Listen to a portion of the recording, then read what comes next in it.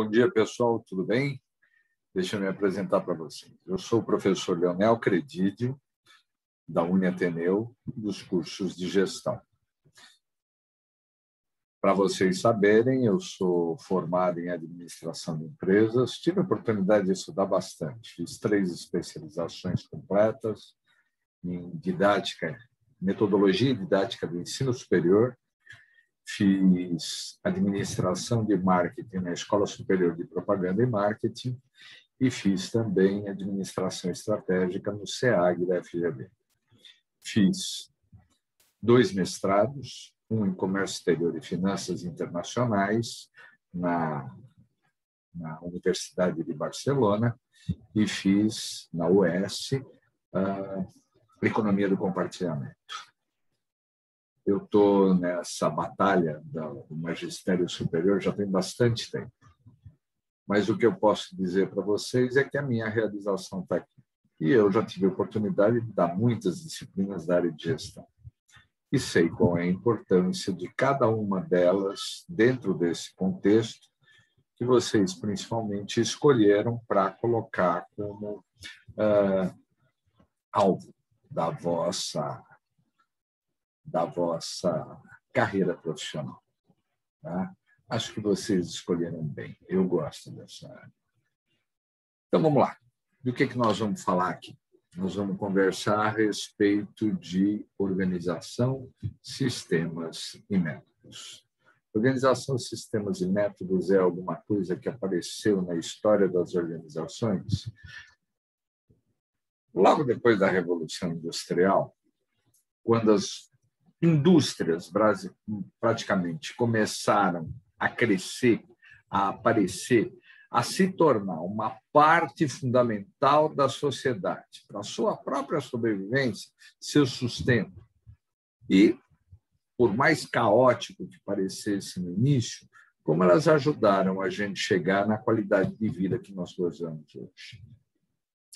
Então, o que eu queria contar para vocês é que, naquele momento, a coisa era bagunçada, não se sabia como fazer, como organizar aquele conjunto de recursos que tornavam a organização identificável como tal. Vamos lembrar aqui, quais são os recursos? Recursos financeiros, recursos materiais, recursos tecnológicos e recursos humanos. Principalmente recursos humanos. Então, esses recursos eram, não vou dizer nem organizados, eles eram desorganizados naquele momento. Então, a partir disso, o que aconteceu? A partir disso, se percebeu que tinha que se botar ordem na casa. Ora, se eu quero desenvolver alguma coisa, eu tenho que saber o que eu tenho na mão. E, naquele momento, não se sabia nem isso. As informações, os dados, aquilo estava tão disperso dentro daquele ambiente conturbado que alguém precisava botar ordem na casa.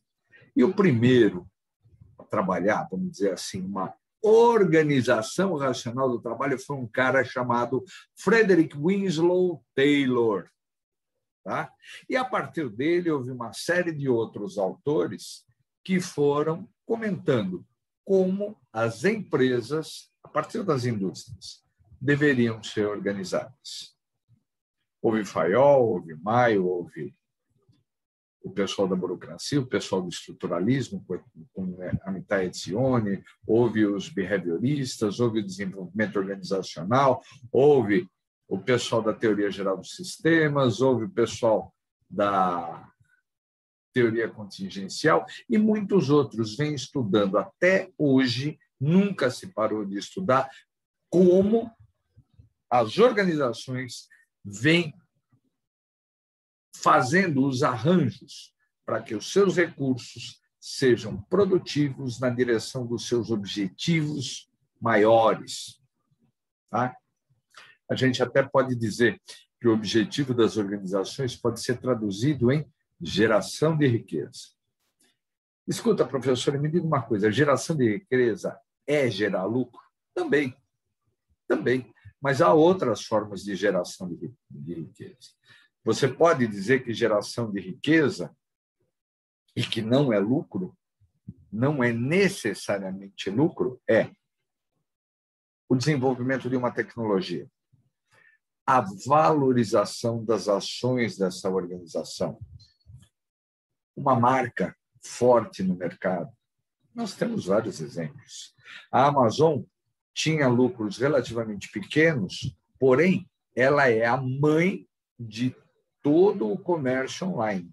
Tudo que se faz em comércio online está vinculado ao que a Amazon fez ao longo da sua história. Quando nós falamos de uma marca, lembra da Coca-Cola. Todo mundo diz que ainda é a marca mais valorizada do mundo. Pode até ser, mas eu sei que se eu vendo uma camiseta por R$ 5, eu posso vendê-la mais cara se ela trouxer estampada no peito Coca-Cola. E assim vai. Tá? Então, vamos lá. Vamos tentar entender quais foram os desdobramentos, como foi que a organização Sistemas e Métodos foi acontecendo. Bom, em primeiro lugar, ela proporcionou a racionalização do trabalho. Tá? E nesse trabalho de racionalização, o que houve? Houve uma utilização melhor dos recursos. Não se esqueçam que, no primeiro momento, as organizações pecavam pelo desperdício. É verdade.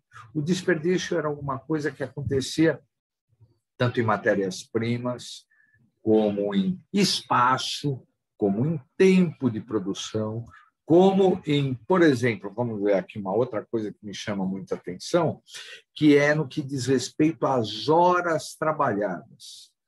Havia realmente um desperdício com relação a isso. Então, organização, sistemas e métodos veio, dentre outras coisas, nos proporcionar uma otimização dos recursos que estavam dentro das organizações. E as organizações, à medida em que elas foram crescendo, à medida que elas foram se desenvolvendo, elas foram se tornando um tanto quanto complexas a mais. Tá? E essa complexidade, ela tinha que ser enfrentada, não eliminada. A complexidade é uma característica, eu diria que natural das organizações. Algumas são complexas porque não tem jeito. Vou dar um exemplo para vocês. Para você ter uma linha de produção de um produto que consegue juntar 25, 30 mil peças, não tem como não conviver com essa complexidade. E a indústria automobilística é assim. Um automóvel hoje tem em torno de 25 mil partes. E ele custaria, se ele fosse montado por uma pessoa, peça por peça, ele custaria uma fortuna e demoraria muito tempo para ser feito. E hoje nós vemos modernas linhas de produção que põem para fora, sei lá, 1.000 carros por dia. Um exemplo só. Uma fábrica que produz aproximadamente 350 mil carros por ano, que é uma fábrica grande, mas não é das maiores do mundo, não está no ranking das 10 mais, ela, com certeza, ela produz mais ou menos 1.000 carros por dia. E por mais que eles tenham racionalizado, ainda não se faz carros com menos de 25 mil partes por aí. Tá? Então, o que deveria ser enfrentado?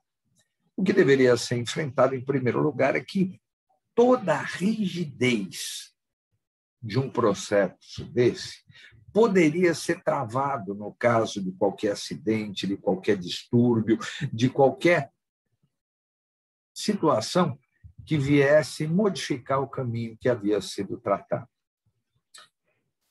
Então, a Organização Sistemas e Métodos veio trazer para a gente uma visão que eu considero muito bacana, que é a visão da orientação. A orientação que tira a rigidez, que dá uma certa liberdade para todos os envolvidos nesse processo, porém, fica claro qual é o caminho, quais as possibilidades que são consideradas. Tá? E as organizações, ao longo de toda a história, vieram enfrentando uma série de dificuldades a esse respeito. E essas dificuldades até ganharam um nome pomposo que eu gostaria de passar para vocês. Isso se chamava, ou se chama até hoje, de patologias organizacionais. Tá? E é exatamente aí que os profissionais de organização, sistemas e métodos, a partir de agora eu vou estar chamando para vocês OSM, trabalham. Tá? Essas patologias organizacionais, elas... Bom, o termo patologia todo mundo sabe. A gente poderia, de uma maneira muito simplória, interpretar patologia como uma doença, como uma anomalia, alguma coisa que atrapalha o seu funcionamento pleno. Então, vamos lá. Quando nós falávamos daquela época do Taylor e do Fayol, nós tínhamos, dentre essas patologias, mesmo depois que ele botou ordem, que ele criou a linha de produção, que ele conseguiu eliminar uma parte considerável do desperdício que havia naquela época, nós podemos colocar como uma patologia organizacional exatamente o que nós falamos, a rigidez. Tá? Porém, essa rigidez, ela não tinha o pessoal literalmente preparado para enfrentá-la, para poder acertá-la enquanto as coisas aconteciam. E, paralelamente ao Taylor, um cara chamado Rifael, na França. Quando eu digo paralelamente, em termos de tempo, na linha de tempo. Ao mesmo tempo que Taylor estava botando ordem na linha de produção, o Fayol veio com uma série de propostas bem interessantes e que vieram ajudar no enfrentamento dessa rigidez, como, por exemplo, a delegação, na minha opinião, a mais importante, e é por isso que nós estamos aqui, por isso que a nossa profissão, administração, gestão, existe. Ele propôs um ensino dos métodos de condução das organizações, ou seja, ele propôs o ensino da administração. Então, nós temos aí um problema, um exemplo de um problema, a rigidez das linhas de produção. E, segundo, nós temos também uma proposta de solução ou de enfrentamento dessa rigidez através de dois fatos, dentre vários, delegação e o ensino da administração. Legal, né? Então, gente, nós vamos falar agora de que as patologias. Por que a gente usa o termo patologia, alguma coisa tão ligada à biologia? A administração sempre pede emprestado a outras ciências muitos dos termos que ela usa. Tá? E, nesse caso, patologia cabe, porque se nós considerarmos as empresas uma organização, presta atenção, organização, é uma palavra que vem de organismo. Legal, né? Então, é um sistema orgânico, a organização, a empresa é um sistema orgânico. É uma metáfora, mas é um sistema orgânico porque uma série de características mostram, vamos dizer assim, uma vida dentro das organizações. Tá legal? Então, vamos lá. O que acontece?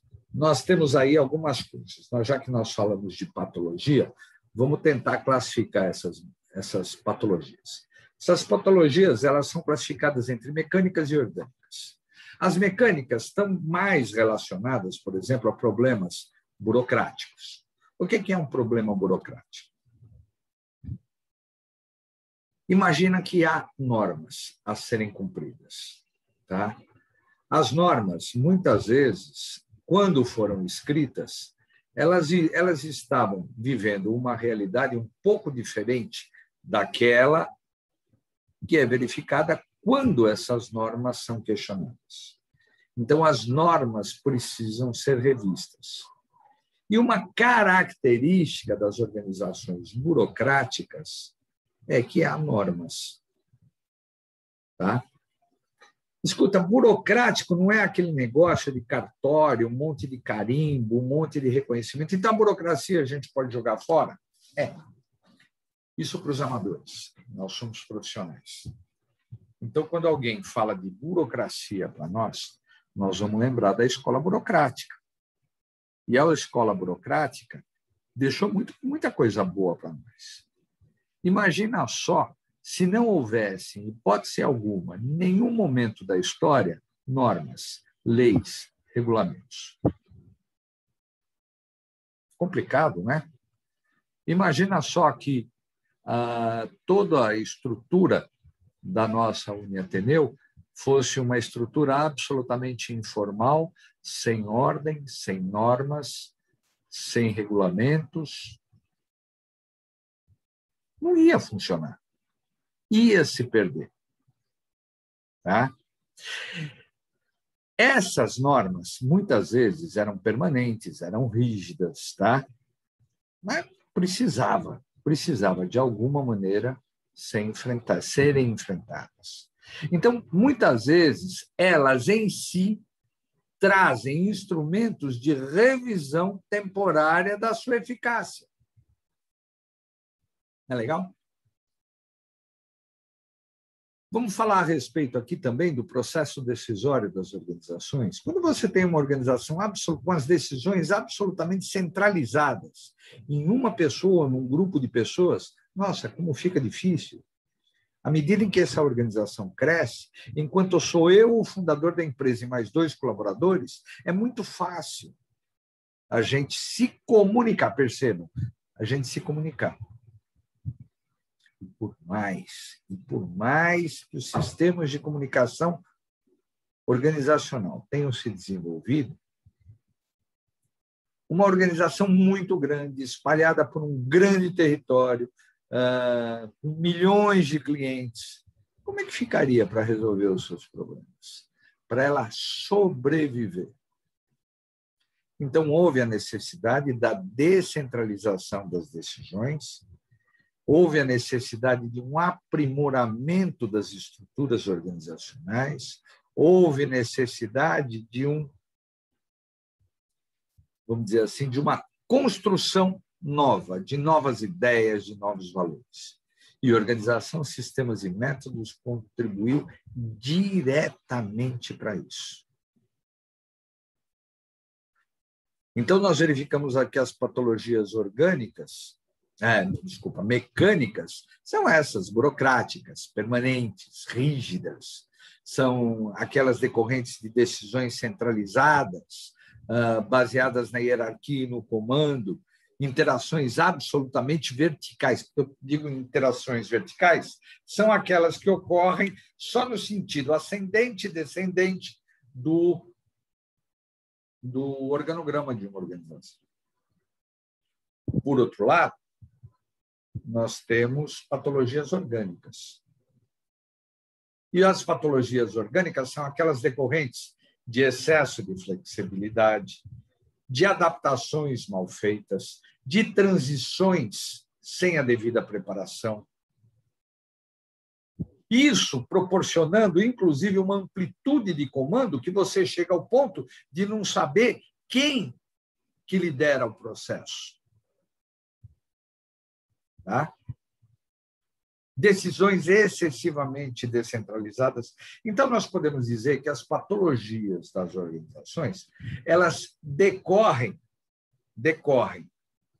ou de problemas mecânicos ou de problemas orgânicos, e quando são mecânicas, as suas soluções estão exatamente em atitudes orgânicas. E quando elas são orgânicas, de repente, as suas soluções vêm de atitudes mecânicas. Ai, que legal, adoro essas confusões. Eu posso garantir para vocês o seguinte. Dizem que a diferença do remédio para o veneno é o tamanho da dose, né? Eu acho que, nesse caso, cabe essa analogia. Então, pensem nisso. Soluções mecânicas para problemas orgânicos. Soluções mecânicas para problemas orgânicos. E soluções orgânicas para problemas mecânicos. Tá bom? Deu para entender? Soluções mecânicas, problemas orgânicos. Soluções orgânicas, problemas mecânicos. Dá até para pensar bem a respeito disso. Tá bom? Eu quero um exemplo. Tudo bem, eu dou. Vamos ver, um problema mecânico. Uma empresa que cresceu muito nos últimos tempos, em que a autoridade ficou muito centralizada no dono. Então, ela não cresce mais porque, a partir dali, o dono não consegue mais dar conta de ordenar tudo o que tem lá dentro. O que acontece?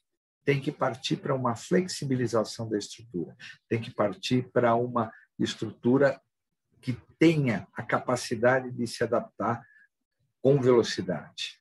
Precisa ampliar o comando, precisa haver delegação. Ou seja, um problema mecânico, solução orgânica.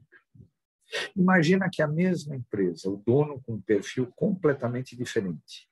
Ele delegou, a empresa foi crescendo aleatoriamente. Quando você vê, aquilo ali parece muito mais uma bagunça do que uma empresa. Problema orgânico. Qual a solução mecânica que vem dali? Normas, regulamentos. Tá legal? Pensem nisso. Eu acho que vale bastante a pena a gente falar a respeito. Tá? Então, por serem sistemas orgânicos, as organizações precisam que as suas estruturas sejam revistas, sejam reavaliadas com uma certa constância. E o que é para ser revisto? O que é para ser analisado?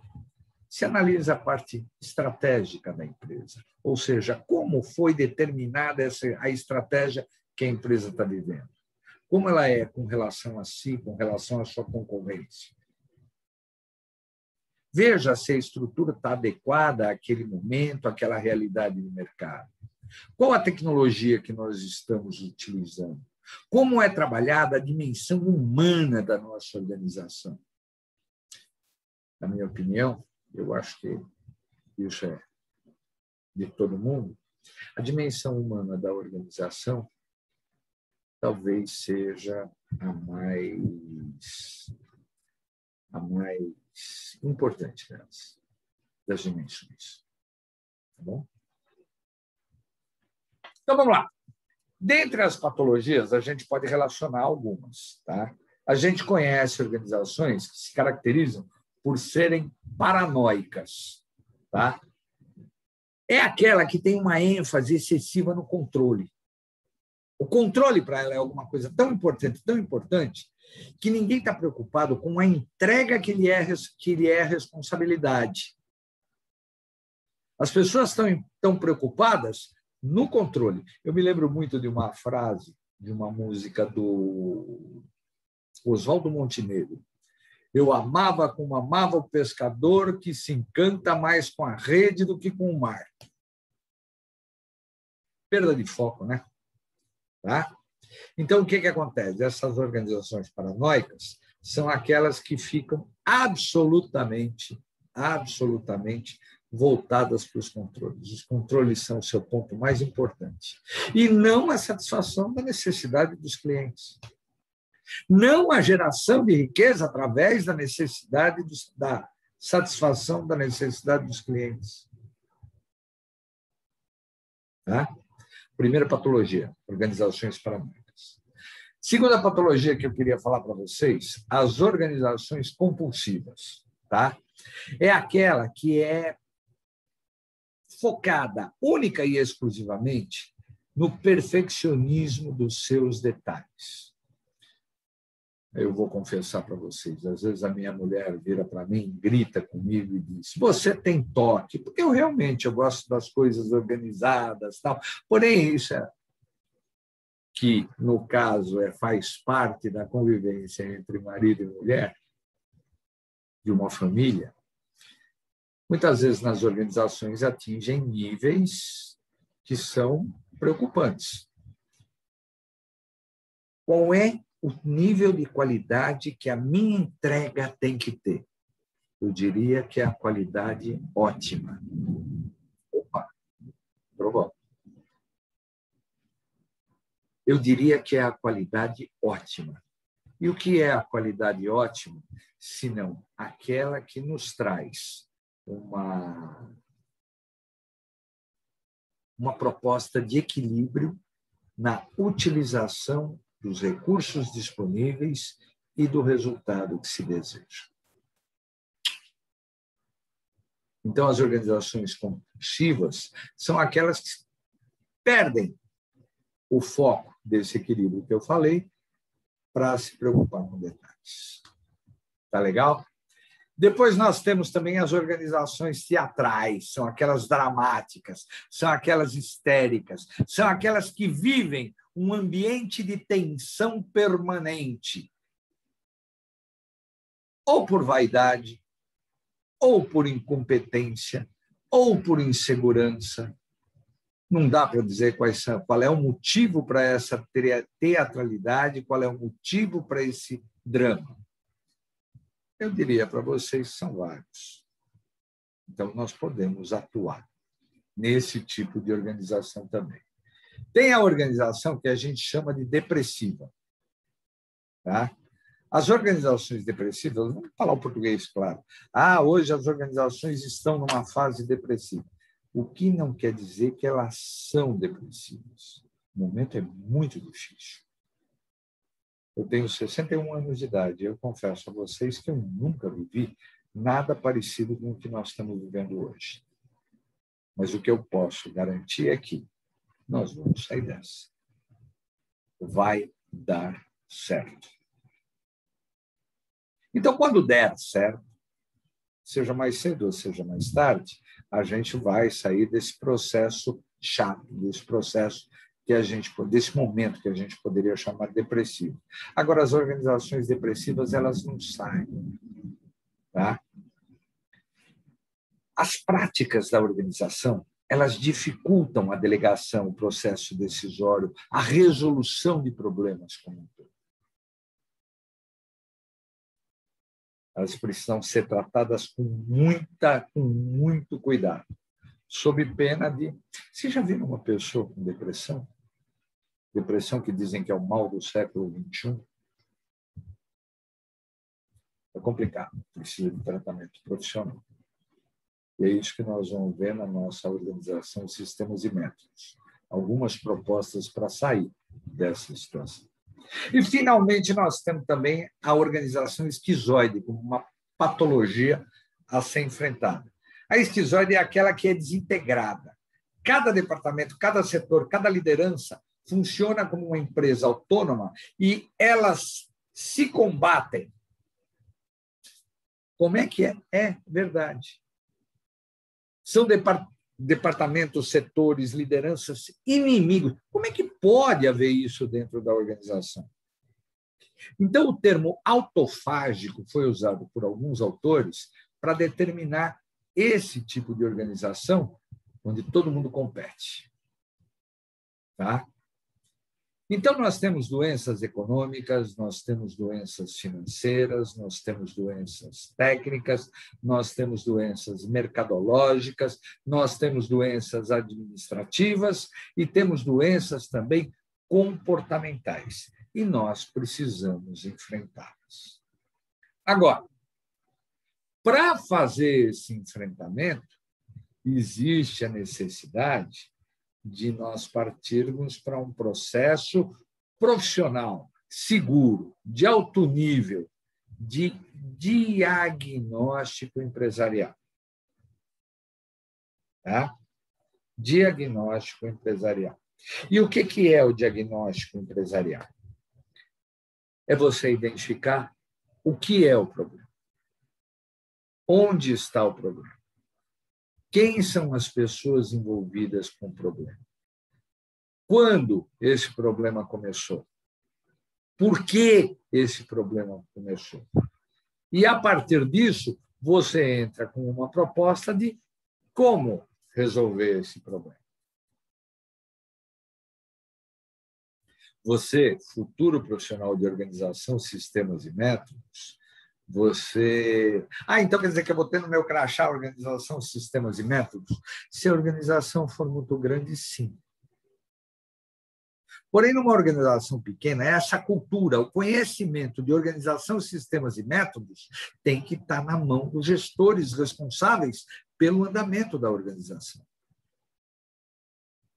Nunca deixar isso para trás. Sempre fazer a coisa andar. Tá?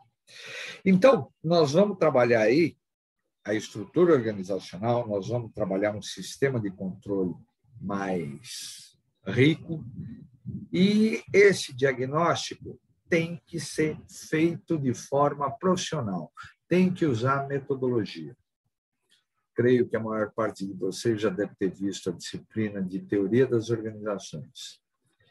E viram que o autor, que é praticamente o pai da administração, o Taylor, ele vinha com uma proposta de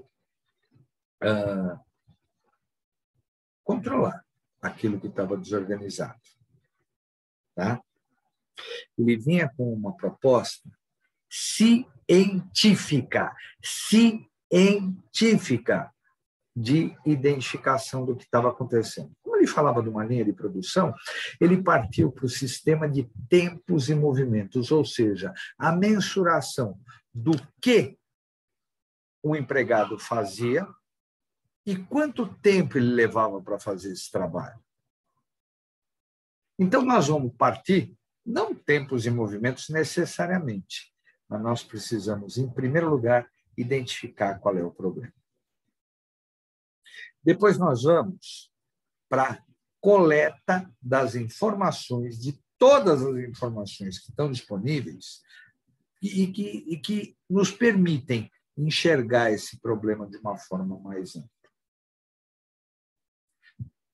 A partir do momento que nós temos os dados, vamos analisá-los. Analisá-los à luz do quê? À luz da ciência. Tem tantos métodos. Observação é um método, mas, por exemplo, análise multivariada, se os problemas puderam ser traduzidos em números, você criou um rol de informações bastante organizado, por que não utilizar métodos matemáticos? Sobre o método, deixa eu abrir um parênteses. As ciências têm duas vertentes de geração de conhecimento, ou de análise do conhecimento, ou de trabalho. Você tem uma vertente cartesiana, que é bem quantitativa, tá? 1 mais 1 é igual a 2. Eu levo 1 hora para fazer uma peça. Ao longo de 10 horas, eu faço 10 peças. Ótimo, tudo bem, é uma forma matemática de ver a coisa. Mas vamos supor que eu estivesse falando de um cozinheiro que faz 10 pratos. Ele faz 10 pratos, um diferente do outro. Por que eu posso dizer que o número 1 é mais gostoso que o número 2? Muito provavelmente, para essa análise, eu não vou ter padrões matemáticos, mas eu posso, sim, estabelecer padrões científicos que não são necessariamente quantitativos, podem ser qualitativos. E nós trabalhamos na nossa ciência, a administração, e na disciplina Organização, Sistemas e Métodos, nós podemos trabalhar, sim, com métodos qualitativos e não só quantitativos. Tá bom? Então, eu identifiquei o problema, fiz a coleta de dados, a partir do momento que eu tinha os dados, eu parti para a análise. Ora, qual é o meu ideal? Então, eu vou elaborar um modelo, e esse modelo, para ser implantado, para ser levado a quem de direito, ele vai acompanhado de uma série de sugestões diretas e assertivas sobre determinados assuntos. A partir do momento em que essas sugestões são analisadas, selecionadas e determinadas quais vão ser aquelas que são implantadas, muito provavelmente eu vou precisar de um período de treinamento de todos os envolvidos para que eles não só saibam qual é a ideia, mas compreendam os seus motivos e estejam dispostos a colocar. Daí vem uma fase de implantação. Essa fase de implantação requer acompanhamento, requer verificações, requer estatísticas, requer que todos aqueles que estão qualificados para isso estejam dispostos a trabalhar aí nessa direção de uma forma bastante segura. Tá? Depois que está implantado, não acabou aí, não. Nós vamos precisar de acompanhamento. E uma palavra que está sempre associada a acompanhamento é a tal da auditoria. O que é uma auditoria, se não uma verificação, se o que foi combinado está sendo feito? Tá bom? Então, as fases do diagnóstico empresarial nos levam da identificação do problema até o acompanhamento do que foi colocado. Tá legal? Uma das consequências dessa visão de organização de sistemas e métodos nas organizações está diretamente relacionada com o desenvolvimento de uma escola nova dentro da administração que deixou uma marca indelével na história da nossa ciência, que é o tal do desenvolvimento organizacional, que é uma resposta à mudança que tem que acontecer dentro de uma estratégia complexa, tá? Dentro de um ambiente complexo, e que traz a educação como a principal atividade do seu curso. Tá? Essa educação tem por finalidade não ensinar uma nova tecnologia, mas, em primeiro lugar, mudar crenças, mudar atitude, mudar valores, mudar a própria estrutura da empresa, se for o caso. Tá? Com que objetivo? Com o objetivo dela estar mais resiliente. Resiliência é uma palavra que os administradores hoje adoram. Eu sou resiliente, eu tenho a capacidade de me adaptar a mudanças. Ok, beleza.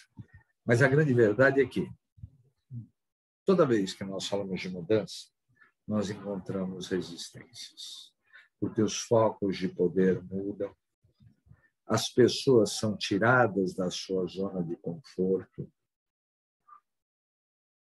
e isso nem sempre é muito fácil e mexe com as pessoas. Tá legal? Então, dando continuidade aqui ao nosso trabalho, eu diria para vocês que a unidade 1 já está vista. Agora nós vamos partir para 2. Tá bom? Só um minuto. Partindo agora para a unidade 2. Falamos do que é organização, sistemas e métodos, falamos da sua importância ao longo da história. Então, vamos falar um pouquinho também agora da estrutura organizacional. Por que a estrutura organizacional é tão importante, tem que ser vista? Porque é dentro dela que as coisas acontecem. Tá? Então, eu costumo falar para os meus alunos que nós temos que obrigatoriamente conhecer algumas definições. E a definição que eu quero trazer para vocês nesse momento é muito importante. É a definição de estrutura organizacional.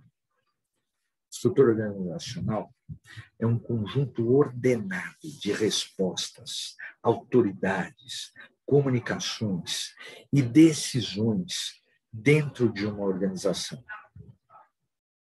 E isso acontece dentro de departamentos, dentro de divisões, dentro de setores que compõem essa organização, que podem ser vistos em conjunto ou isoladamente, e as suas relações quando são vistos em conjunto. Porque dessas relações de subordinação ou de liderança, depende do caso, têm que ser vistas com muito cuidado, porque é exatamente aí que, muito provavelmente, nós vamos encontrar as patologias que podem afetar os nossos resultados. Tá? Então, a estrutura organizacional é super importante de ser reconhecida por vocês na sua definição. Porque quando nós sabemos a definição de algum conceito, sabemos precisamente, muito provavelmente, se nós não esquecermos essa definição, nós não perdemos o foco na busca de soluções. Tá legal? Nunca percam isso de vista. Então, nós podemos dizer que as estruturas das organizações, elas podem ser vistas de duas maneiras. Pode haver a organização formal e a organização informal. Esse mesmo conceito de formalidade e informalidade, a gente encontra também no sistema de autoridade que nós identificamos dentro dessa organização. E isso precisa ser visto com muita atenção. As organizações formais e as organizações informais foram, vamos dizer assim, identificadas de uma forma científica na teoria das relações humanas. A primeira vez que a parte informal das organizações foi identificada foi na experiência de Hawthorne. Para vocês saberem, a experiência de Hawthorne aconteceu entre 1929 até 1928 até 1932, aconteceu na cidade de Chicago, no bairro de Hawthorne, por isso que chama experiência de Hawthorne, numa empresa chamada Western Electrics. E ela fazia relé de telefone. Para quem é mais velho, vocês não devem ter visto, com certeza não viram isso, mas antigamente, quando você queria falar ao telefone, você tinha um disco, você discava. E cada vez que você discava, você mandava pulsos para uma central para identificar qual era o telefone que você ia chamar, que você queria chamar. Esses pulsos, quando você estava com o telefone no ouvido, você ouvia pac, pac, pac, pac, pac. Era exatamente esse relé que a Western Electric fabricava, que tinha lá nessa fábrica. Você fala, puxa vida, mas quantos funcionários tinha uma empresa que fabricava relé de telefone? Coisa pouca, uns 20 mil só. Brincadeira. Então, esses 20 mil empregados se tornaram alvo de um estudo estruturado a respeito do seu comportamento. E lá eles identificaram que, além da estrutura formal, havia dentro da organização funcionando uma estrutura informal, que tinha autoridade, que tinha liderança e que determinava regras de comportamento que eram seguidas. Tá? Então, tem que ficar atento à estrutura formal e à estrutura informal. Vamos lá. Uma estrutura organizacional, ela geralmente, eu diria para você que na grande maioria das vezes, nós podemos identificar nelas 3 níveis organizacionais. Quais são esses níveis? O nível estratégico, que está no topo. O nível tático, que é formado por supervisores, gerentes, lideranças médias. E o nível operacional. Tá? No nível operacional, vamos começar pelo nível operacional. Você vai encontrar aquelas decisões, aquelas propostas, aqueles trabalhos que estão diretamente relacionados com a execução do trabalho. Tá? No caso de uma fábrica de potes, os potes que saem da linha de produção saem do nível operacional. Tá? Daí nós temos o nível tático. O nível tático é aquele que planeja de curto e médio prazo. É aquele que determina como vai ser executada, em termos bem práticos, qual a quantidade de recursos que vai ser aplicada em cada produto. É o nível dos gerentes, é o nível dos supervisores. No nível operacional, nós temos o pessoal de linha de produção. Tá? E, finalmente, nós temos o nível estratégico, que é o topo das organizações. O nível estratégico, se nós perguntarmos formalmente para os nossos alunos mesmo, o que faz o nível estratégico? Muito provavelmente as respostas vão ser equivocadas. Mas eu quero deixar muito claro para vocês que o nível estratégico é aquele que vai determinar qual o nosso modelo de negócio. O nível estratégico é que vai determinar como é a nossa cultura organizacional. O nível estratégico é que estabelece quais são os valores seguidos por aquela organização. O nível estratégico, então, pensa no longo prazo. É quem determina qual é o objetivo da organização. O nível estratégico pensa como a organização deve estar daqui a 20 anos, com a construção de uma visão de futuro. O nível estratégico é que faz o relacionamento institucional dessa empresa com a sociedade como um todo, que determina a forma de relacionamento que vai ser desenvolvida com os seus stakeholders, que determina como vai ser a sua delegação, que determina como vai ser o seu sistema de decisões, que determina, inclusive, quais as responsabilidades que vão estar, ou como vão estar alocadas as diversas responsabilidades que vão fazer essa organização andar. Tá legal? Então, meu povo, falando especificamente de algum desses pontos que são responsabilidade da organização, eu gostaria de falar de delegação. Eu costumo brincar com os meus alunos que a gente sabe que está mandando bem, que está performando em termos de trabalho, quando nós somos reconhecidos por um elogio, por um aumento ou por uma promoção. Porém, de fato, nós sabemos que a nossa responsabilidade aumentou quando nos é dado dirigir, conduzir, liderar outras pessoas, quando nós passamos a ter subordinados. Porque uma das coisas que nós vamos praticar é a tal da delegação. Muitas vezes eu sou promovido, muitas vezes eu tenho aumento, muitas vezes eu sou reconhecido, mas eu não tenho subordinados. Então, tudo que acontece é responsabilidade minha. Eu levo a responsabilidade pelo erro e pelo acerto. Agora, quando eu tenho subordinados, como é que fica? Então, a palavra delegação acompanha todo profissional de administração que está se desenvolvendo. E delegação não é uma coisa muito fácil para se fazer. Quando você pensa que o trabalho deles vai gerar o seu sucesso, é muito tranquilo. Mas quando você pensa ao contrário, que o sucesso dos meus subordinados, o insucesso, o erro dos meus subordinados podem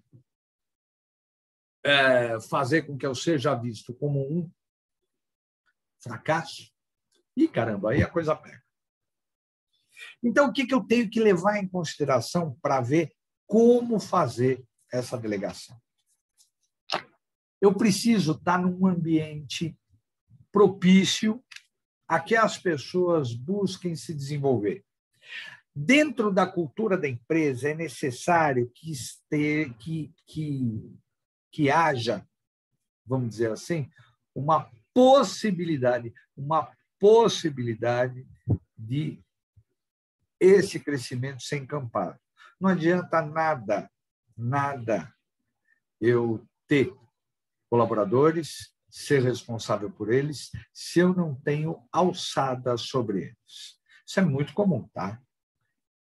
Principalmente em empresas familiares, empresas muito novas, cujos donos têm grandes características empreendedoras, porém conhecem menos de gestão e acabam colocando intermediários que estão lá como enfeite, Porque, na realidade, quem manda, quem vai mexer com aquelas pessoas que estão abaixo, é o topo, é o nível de cima. Isso é muito comum acontecer. E é um problema difícil de ser resolvido. Tá? Nós precisamos de formalização. Por quê? É necessário que fique muito claro, quando houver delegação, o que é a minha responsabilidade e qual dessas responsabilidades eu estou passando para você. E quais são os teus limites, quais são os teus recursos, com o que você vai trabalhar. Óbvio. Tá? Existe a necessidade de um ambiente propício e uma forma concreta de distribuição de poder. O que eu chamaria de uma forma concreta de distribuição de poder? Vou dar um exemplo para vocês. Numa organização moderna, um gerente ele sabe que ele tem um orçamento e dentro desse orçamento ele pode dar aumentos, ele pode dar bônus, ele pode influenciar a motivação das pessoas, não só pelo relacionamento, mas também economicamente. Esses gerentes e supervisores têm o poder de substituição de um colaborador que não esteja respondendo às suas necessidades. Tá?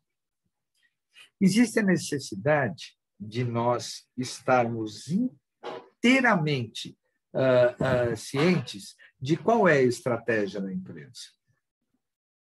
Porque, a partir do reconhecimento da estratégia, pode-se determinar o que pode ser delegado. E, para isso, eu preciso entender como funcionam a centralização e a descentralização dentro da empresa. O que é centralizado? Geralmente é assim que funciona, tá, pessoal? Tem coisas que são centralizadas, tem coisas que são descentralizadas. Tem que identificar isso. Tá? É super importante reconhecer qual é o sistema decisório da empresa. Geralmente, um sistema decisório, tá? Ele está diretamente ligado à cultura, ao ambiente organizacional. Porém, nós podemos falar de uma maneira assim bem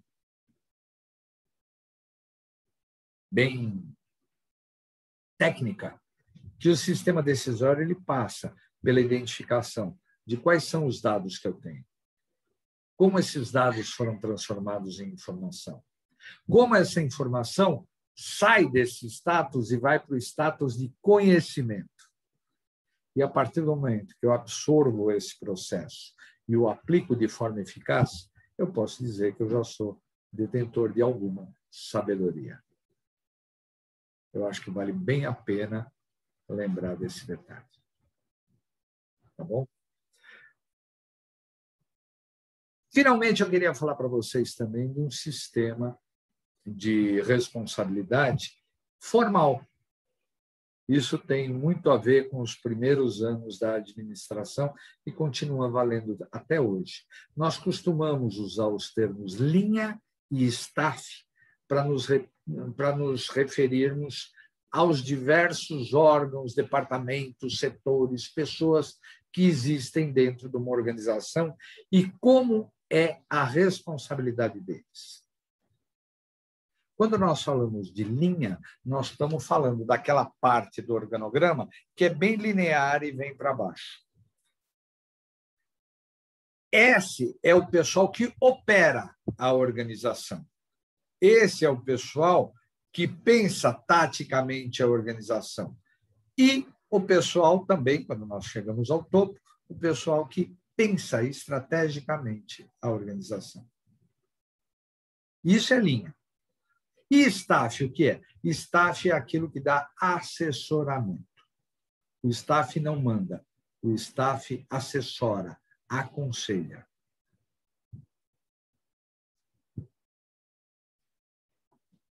E, finalmente, minha gente, eu queria falar com vocês a respeito de um termo que é muito comum nas nossas organizações e que faz parte do dia a dia do pessoal de organização, sistemas e métodos, que é a tal da departamentalização. O que é a departamentalização? Toda organização, ela quando nasce, ela é praticamente uma célula, ela é praticamente uma ideia expandida para um negócio. Porém, para que esse negócio cresça, outras células vão sendo formadas, assim como num organismo, só que fazendo parte do mesmo conjunto. É o mesmo, volto a dizer, organismo. Então, quando a empresa nasceu, ela não tinha um departamento financeiro, porque o próprio dono fazia isso.